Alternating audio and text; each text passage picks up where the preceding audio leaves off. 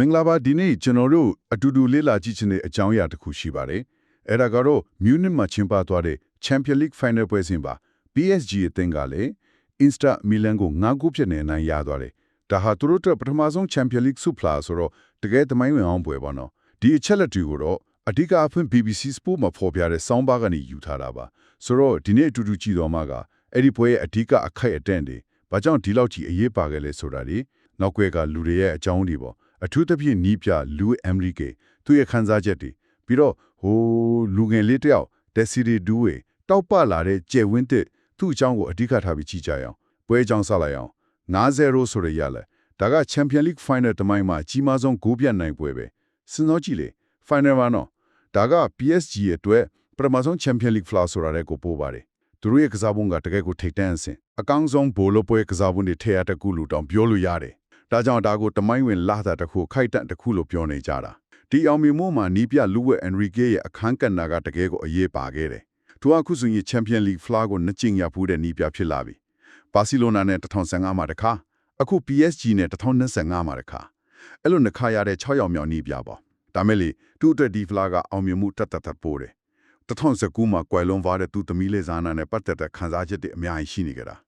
2015တုန်းကဘာလဲမှာသမီးလေးနဲ့အတူအလံဆိုင်ခဲ့တဲ့အမတ်တရားရှိတော့ဒီတစ်ခေါက်လည်းအဲ့လိုမျိုးလှုပ်ချင်ခဲ့တယ်လို့သူပြောတယ်။ပွဲပြီးမှာသမီးလေးနဲ့သူ PSG အလံဆိုင်နေတဲ့ပုံလေးပါတဲ့တီရှပ်ဝတ်ထားတာ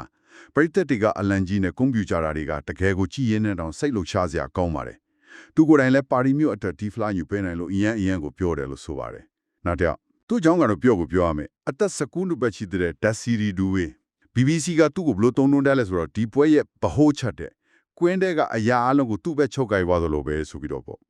ဟုတ်ပါတယ်သူကအဲ့ဒီ9ဂိုးတွေက3ဂိုးမှာတိုက်ရပန်ဝန်ပတ်တက်ခဲ့တယ်ဟာကီမီတို့ပရမကိုဖန်တီပေးတယ်ဟုတ်တယ်ဖန်တီပေးပြီးတော့ကိုရိုင်းငကိုတွင်းသွားတယ်ဒီလိုနဲ့ Champions League Final မှာငကိုတွင်းနိုင်တဲ့အတန်ငယ်ဆုံးကစားသမားခလာတယ်ပြီးတော့ Final မှာဂိုးတွင်းနိုင်တဲ့တိတိရဲ့မြောက်ဆဲကျော်တက်ကစားသမားလည်းဖြစ်သွားတယ်အခုဆိုရင်ဘာစီလိုနာကလာမင်းရမယ်နဲ့တူဝေးပေါ့လေနောက်နေ့တွေမှာဘောလုံးလောကကိုလွှမ်းမိုးမဲ့ခြေပွေးနေလို့တော့ပြောနေကြပြီအော်တိုဘာလာတုန်းကအာဆင်နယ်ကိုရှုံးကြတာပွဲတုန်းကနေရှင်ချွေးသူ့ရဲ့တိုးတက်လာမှုကဒီတဲ့အမောကန်ပါပဲနောက်ဆက်ကွင်းစားဖို့ကောင်းတဲ့တကူကပါလဲဆိုတော့ဒီအောင်ကွယ်က PSG ရဲ့နီးဗျူဟာပြောင်းလဲသွားတဲ့ဆိုတာကိုပြနေတာပဲအရင်ကဆိုရင်အမ်ဘာပီနေမာမက်ဆီကိုလိုခြေကြီးတွေကိုစုထားတဲ့ bling kit ပေါ့နော်အဲ့ဒီကနေလူငယ်တွေကိုအားကိုးတဲ့အသင်းတိဆောက်ပုံကိုပြောင်းလိုက်တာတကယ်တော့ဒီဘလူးပွဲက Champions League ရဲ့အသက်အငယ်ဆုံးအသင်းအဲ့ဒါ PSG နဲ့အသက်အကြီးဆုံးအသင်းအဲ့ဒါ Inter Milan အဲ့ဒီနှစ်သင်းထိုက်တိုက်တွေ့တာနီးပြအန်ရီကေကဒီလူငယ်တွေနဲ့လုံနိုင်တယ်လို့ယူကြည်ခဲ့တယ်ကလောက်ကတာနက်ဆာအယ်ခေလိုင်ဖီကလည်းအပြည့်အဝထောက်ခံခဲ့တယ်အယ်ခေလိုင်ဖီပြောသလိုပေါ့ဒါကအနာဂတ်အတွက်ကြီးစောက်နေတာအသင်းလိုက်ကစားပုံကိုကြည့်ရင်လည်း PSG ကပြည့်စုံတဲ့ကစားပုံလို့ပြောရလောက်အောင်ကောင်းခဲ့တယ်တချို့ဆိုတခြားကဘာတစ်ခုကဘောလုံးကစားနေလို့တောင်သုံးလုံးကြတယ်အရှိန်ပြင်းထန်မှုအရေးသွေးအကုန်မြင့်တယ်အင်တာမီလန်မှာဘာအစီအစဉ်မှမရှိတော့လို့ဘာလို့ရမှမသိတော့လို့ဖြစ်သွားတယ် PSG ကဒီ final ကိုရောက်လာဖို့လေလွယ်ခဲ့တာမဟုတ်ဘူးလေ Man City, Liverpool, Aston Villa, Arsenal လို့အသင်းကြီးတွေကိုဖျက်ကျော်လာခဲ့ရတာ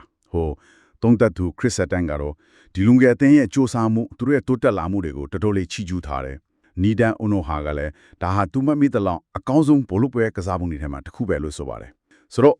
အနည်းချုပ်ပြန်ပြောရရင် PSG ရဲ့ဒီနိုင်ပွဲဟာတမိုင်းဝင်ပထမဆုံး Champions League အောင်ပွဲဖြစ်တယ်နီးပြ Enrique ဒါဆိုရင်စိတ်ခံစားမှုပြင်းထန်ပြီးအတိတ်ပဲရှိတဲ့အောင်မြင်မှုတစ်ခုဒူဝေဆိုတဲ့ဂျပွန်းတစ်တယောက်ရဲ့မွေးဖွားမှုနောက်ပြီးတော့အသင်းရဲ့နီးဗျူဟာတဲ့လူငယ်တွေကိုဦးစားပေးတဲ့နီးဗျူဟာအောင်မြင်ကြောင်းတက်တဲ့ပြလိုက်တာပဲဖြစ်ပါတယ်ဒီနေရာမှာစဉ်းစားစရာလေးတစ်ခုခြံထားခဲ့ခြင်းတယ်အခုဒူဝေတို့ဘာစီလိုနာကရမယ်လို့လူငယ်ဂျပွန်းတီရဲ့ဒီလိုဘောလုံးလောကမှာမျိုးဆက်တဲ့အပြောင်းလဲတစ်ခုကိုအခမ်းအနားစတင်လိုက်ပြီလို့ပြောနိုင်ပြီလားဒါမှမဟုတ်